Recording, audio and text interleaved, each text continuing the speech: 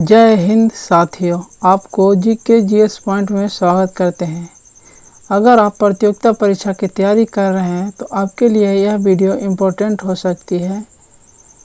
Video को बिना skip किए हुए पूरा देखें। क्वेश्चन नंबर 1, वैदिक काल को कितने भागों में बांटा गया? वैदिक काल को 2 भागों में बांटा गया। इसका आंसर है ऑप्शन ए 2 भागों, ऋग्वैदिक, उत्तर वैदिक। क्वेश्चन नंबर 2, ऋग्वैदिक काल की समयावधि कौन सी थी? ऋग्वैदिक काल की समयावधि 1500 ईस्वी से 1000 ईस्वी पूर्व थी। इसका आंसर होगा ऑप्शन बी 1500 ईस्वी से 1000 ईस्वी पूर्व। क्वेश्चन नंबर 3, उत्तर वैदिक काल की समयावधि थी। उत्तर वैदिक काल की समयावधि 1000 ईस्वी से 600 ईस्वी पूर्व थी। इसका आंसर होगा ऑप्शन सी 1000 ईस्वी से 6000 ईस्वी पूर्व। क्वेश्चन नंबर 4, आर्य शब्द का मूल अर्थ क्या है? आर्य शब्द का मूल अर्थ है श्रेष्ठ।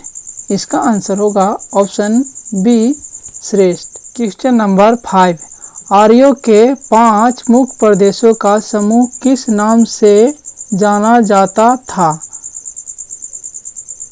आर्यों के मुख्य प्रदेशों का समूह पंचजैन के नाम से जाना जाता था। इसका आंसर होगा ऑप्शन सी पंचजैन। क्वेश्चन नंबर 6, सप्त सिंधु प्रदेश किसका पर्याय है?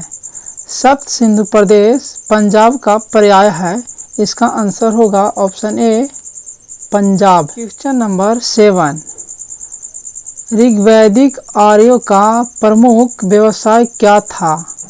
ऋग्वैदिक आर्यों का प्रमुख व्यवसाय पशुपालन था। इसका आंसर हो जाएगा ऑप्शन बी पशुपालन। क्वेश्चन नंबर 8, गोत्र शब्द का मूल संबंध किससे है? गोत्र शब्द का मूल संबंध गाय से है। इसका आंसर हो जाएगा ऑप्शन सी गाय। क्वेश्चन नंबर 9, आर्यों के गांव का प्रमुख क्या कहलाता था?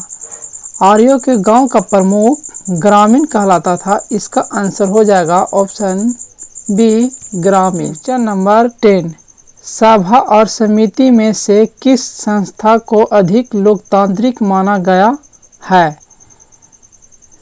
सभा और समिति में से सबसे अधिक लोकतांत्रिक समिति को माना गया है। इसका आंसर हो जाएगा ऑप्शन बी समिति। क्वेश्चन नंबर 11, ऋग्वैदिक समाज का सबसे छोटी इकाई क्या थी? ऋग्वैदिक समाज का सबसे छोटी इकाई परिवार थी। इसका आंसर हो जाएगा ऑप्शन ए परिवार। क्वेश्चन नंबर 12, पिता को ऋग्वैदिक काल में क्या कहा जाता था? पिता को ऋग्वैदिक काल में गृहपति कहा जाता था। इसका आंसर हो जाएगा ऑप्शन बी गृहपति। क्वेश्चन नंबर 13, आर्यों में राजा की हत्या करने वालों को क्या कहा जाता था? आर्यों में राजा की हत्या करने वालों को गोधन कहा जाता था। इसका आंसर हो जाएगा ऑप्शन सी गोधन। क्वेश्चन नंबर 14, वैदिक समाज में किसे जनक कहा गया है? वैदिक समाज में ऋषि को जनक कहा गया है। इसका आंसर हो जाएगा ऑप्शन डी ऋषि। क्वेश्चन नंबर 15, व्रातः शब्द का प्रयोग किसके लिए किया जाता था?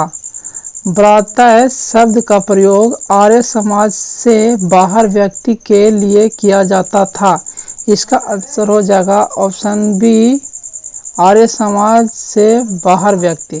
क्वेश्चन नंबर 16, सभा और समिति में से कौन सी संस्था राजा को परामर्श देती थी? इसका आंसर हो जाएगा ऑप्शन ए सभा। सभा राजा को परामर्श देती थी। क्वेश्चन नंबर 17, वैदिक युद्धों का मुख्य कारण क्या था? वैदिक युद्धों का मुख्य कारण गोधन की प्राप्ति था। इसका आंसर हो जाएगा ऑप्शन बी गोधन की प्राप्ति। क्वेश्चन नंबर 18, युद्ध में विजय होकर लौटने पर कौन सा अनुष्ठान किया जाता था? युद्ध में विजय होकर लौटने पर राजसूय अनुष्ठान किया जाता था। इसका आंसर हो जाएगा option A Rajasuya. Question number 19, वैदिक काल में पूर्व शब्द का अर्थ क्या था? वैदिक काल में पूर्व शब्द का अर्थ था दुर्ग। इसका आंसर हो जाएगा ऑप्शन बी। क्वेश्चन नंबर 20, वैदिक काल में नरपति किसे कहा जाता था? वैदिक काल में नरपति दुर्ग का रक्षक को कहा जाता था। इसका आंसर हो जाएगा ऑप्शन सी दुर्ग का रक्षक। क्वेश्चन नंबर 21, वैदिक समाज में पुरोहित का प्रमुख कार्य क्या था? वैदिक समाज में पुरोहित का प्रमुख कार्य धर्म कर्म करना था। इसका आंसर हो जाएगा ऑप्शन बी। क्वेश्चन नंबर 22, वैदिक काल में निष्क और शतमान किसके माप थे? वैदिक काल में निष्क और शतमान सोना चांदी के थे। इसका आंसर हो जाएगा ऑप्शन बी सोना चांदी। नंबर 23, वैदिक काल का प्रमुख कर कौन सा था? वैदिक काल का प्रमुख कर जो था वह बलि था। इसका आंसर हो जाएगा ऑप्शन बी नंबर 24, वैदिक आर्यों की मुख्य देवी कौन थी? वैदिक आर्यों की मुख्य देवी सरस्वती थी। इसका आंसर हो जाएगा option A Saraswati. Question number 25, वैदिक काल का युग देवता कौन था? वैदिक काल का युग देवता इंद्र था। इसका आंसर हो जाएगा ऑप्शन सी इंद्र। वीडियो अच्छी लगी हो तो लाइक और शेयर सब्सक्राइब जरूर करें।